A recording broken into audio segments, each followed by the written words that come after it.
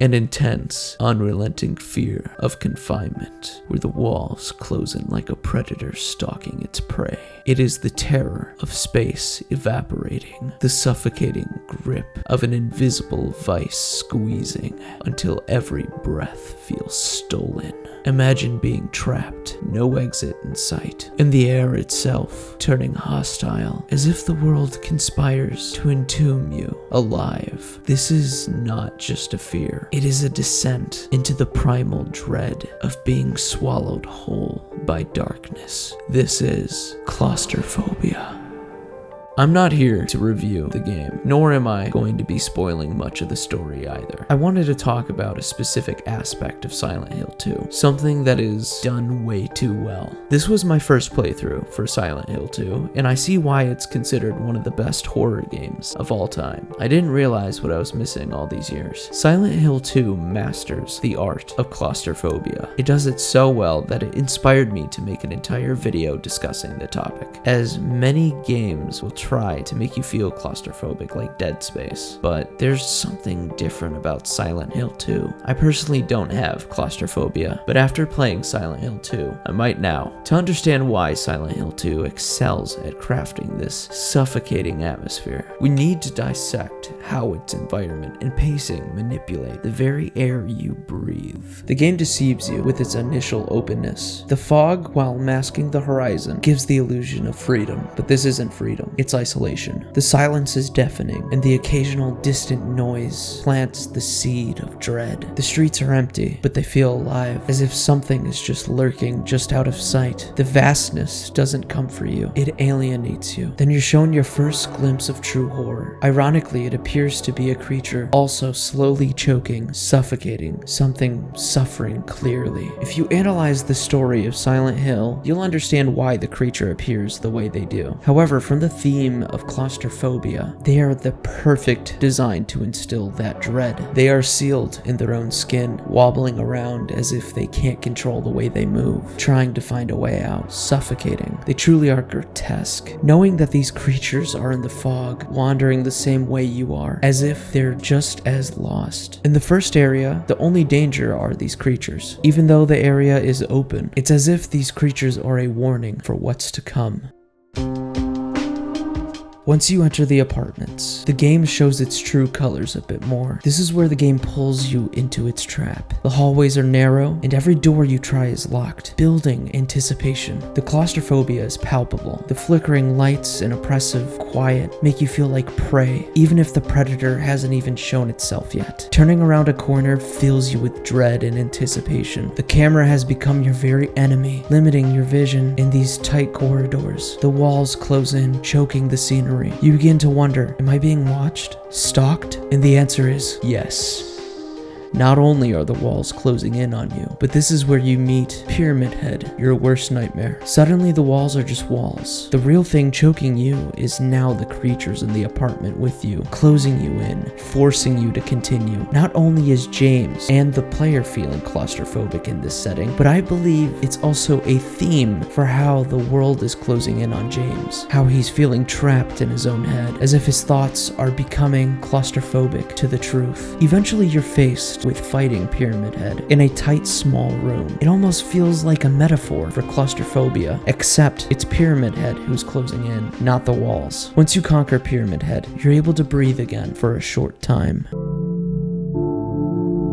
After the suffocating apartments, stepping outside should feel like a relief, but it doesn't. The fog is thicker than ever, visibility is worse, the open town feels more oppressive, as if the fog itself is an extension of Silent Hill, trying to smother you. It's as if the game is daring you to feel in control. You may have escaped the apartments, that hellish nightmare, but something is wrong with this open world now. It's darker, more foggy, and somehow it feels like the fog is closing in on you. You feel that you should feel safe, but you don't. You feel that you should feel free, but you don't. You feel that you should be able to breathe, but you can't. It's as if the fog is alive, taunting you. I believe the game designers intended for this feeling to seep into the player. Just as you get used to the new atmosphere, you reach the worst place you've been to yet.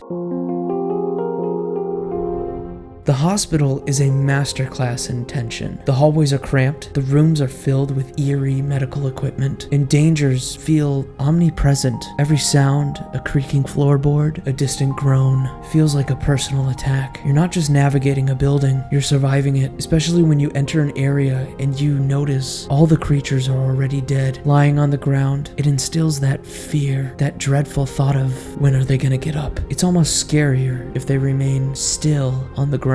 The nurses are a new, strange enemy. A nurse is someone you'd associate with trust and care, but trust and care are not allowed in Silent Hill. These creepy, uncanny, moving nurses are freaky, especially when you notice they too have wrappings all around their head, preventing them from being able to breathe, as if they too are suffering, choking, trying to escape. The air is much tighter, grotesque, and winding than the apartments. Perhaps you begin to wonder, does James belong here? Is he too losing his mind, feeling closed off from reality? What is truly closing in on us? Why are we drowning? The answer is right there, but there's too much fog. The room is too small. The corridors are closing in. Even James begins to lose it. And then something strange happens. After you leave Brookhaven Hospital, it becomes quiet.